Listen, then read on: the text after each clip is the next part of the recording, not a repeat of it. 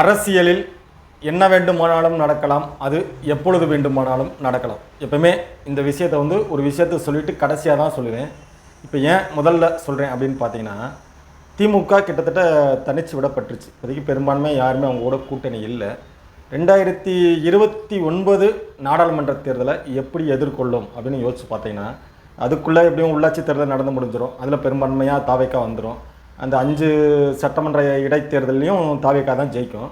ஒருவேளை ஏதாவது ஒரு திமுக குளறுபடி பண்ணி ஆட்சி கவிழ்ந்தாலும் கூட மீண்டும் சட்டமன்ற தேர்தல் வந்தாலும் அதிக பெரும்பான்மையாக தாவேக்கா தான் ஜெயிக்கும். அதனால் அந்த ஆட்சி கவிழ்க்கிற வேலைக்கு இப்போதைக்கு திமுக போகாது.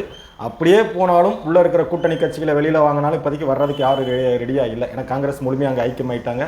அதை தாண்டி மிச்ச கட்சிகளுக்கும் அமைச்சரவைகளை கொடுத்து ஒரு மாதிரி எல்லாத்தையும் தன் கூடயே வச்சுருக்கிறாரு நம்ம முதலமைச்சர். மதிமுகவும் இப்போ நிறையா பேசிக்கிட்டு இருக்காங்க. இன்றைக்கி காலையில் கூட துரை வைகோ பேசிக்கிட்டு இருக்கிறாரு. அவரும் எப்படி அங்கே போயிடுவார். அதை தாண்டி வேறு வழியில் அவங்கள வச்சு இப்போ ஆதாயம் அடைஞ்சது மக்கள் நீதி மையம். அவர் ஒரு ராஜ்யசபா எம்பி வாங்கியிருக்கிறாரு. தேமுதிக அவங்க ஒரு ராஜ்யசபா ஒரு சட்டமன்ற உறுப்பினர் வச்சுருக்காங்க. இவங்களை தாண்டி அங்கே பெருசாக யாருமே இல்லை. அதனால் அவங்க போக முடியாது. அதிமுக பக்கம் பாட்டாளி மக்கள் கட்சி ராஜ்யசபாவில் இருக்கிறனால அவங்களும் போக முடியாது. அப்படிங்கிற பட்சத்தில் இப்போதைக்கு நமக்கு சட்டமன்ற தேர்தல் வர்றதுக்கான வாய்ப்பு இல்லை. இப்போ திமுக என்ன செய்ய போகுது? 2029 நாடாளுமன்ற தேர்தலில் அவங்களுக்கு இருக்கிற ஒரே வாய்ப்பு தனித்து நிற்கணும். தனித்து நின்னா அதிகபட்சம் ஒரு 15% தான் வருவாங்க. அதை தாண்டி வர்றதுக்கு வாய்ப்பு கிடையாது. வேறு கூட்டணி வைக்கிறதுக்கு யார் இருக்கா அப்படின்னு பார்த்தீங்கன்னா, அவங்களுக்கு இருக்கிற ஒரே ஒரு ஆப்ஷன் பாரதிய ஜனதா கட்சி மட்டும்தான். ஏன்னா 99 ஏற்கனவே ஒரு கூட்டணியில் இருந்திருக்கிறாங்க. செல்வி ஜெயலலிதா அவர்கள் வாஜ்பாய் அவர்கள் கவர்ந்ததுக்கப்புறம் திமுக தான் ஆதரவு கொடுத்து அவங்க ஒரு கூட்டணியில் இருந்திருக்கிறாங்க. இப்போ என்ன நடக்கும்? ஏன்னா பாரதிய ஜனதா கட்சிக்கு திமுக தேவையில்லை கண்டிப்பாக. ஏன்னா அவங்க தேசிய லெவலில் இருக்கிறாங்க. இது வரைக்குமே நமக்கு தமிழகத்திலேருந்து பெருசாக பார்லிமெண்ட் உறுப்பினர் போனதில்லை. அதனால் அவங்க ஒரு பெருசாக முக்கியத்துவம் கொடுக்க வேண்டிய அவசியம் இல்லை. அதனால் அவங்க பெருசாக எதிர்பார்க்க மாட்டாங்க. ஆனால் திமுகவுக்கு ஒரு அடையாளம் வேணும். ஏன்னா இந்த தேர்தலில் மிகப்பெரிய தோல்வி அடைஞ்சிருக்கு.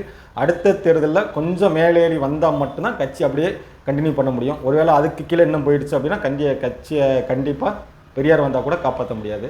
அந்த ஒரு இடத்துக்கு போயிடும். அதனால் அவங்க பாரதிய ஜனதா கட்சி பக்கம் கூட்டணி வைக்கிறதுக்கான முயற்சியில் ஈடுபடுவாங்களா அப்படின்னு தோணுது. எனக்கு தெரிஞ்சு பாரதிய ஜனதா கட்சி திமுகவோட கூட்டணி வைக்கணும் அப்படின்னு சொல்லி விரும்பாது. ஒருவேளை மீண்டும் மாநில தலைவராக அண்ணாமலை அவர்கள் வந்துட்டாங்கன்னா கண்டிப்பாக வாய்ப்பே கிடையாது. திமுக தொடர்ந்து முயற்சி பண்ணுறதுக்கான வாய்ப்பு இருக்கும். ஏன்னா அவங்க யாரோட கூட சவாரி செஞ்சே பழகிட்டாங்க. தனித்து நிற்கிறதுக்கான வாய்ப்பு அவங்களுக்கு இல்லை. என்ன நடக்குதுன்னு பொறுத்திருந்து பார்ப்போம். அரசியலில் என்ன வேண்டுமானாலும் நடக்கலாம், அது எப்பொழுது வேண்டுமானாலும் நடக்கலாம்.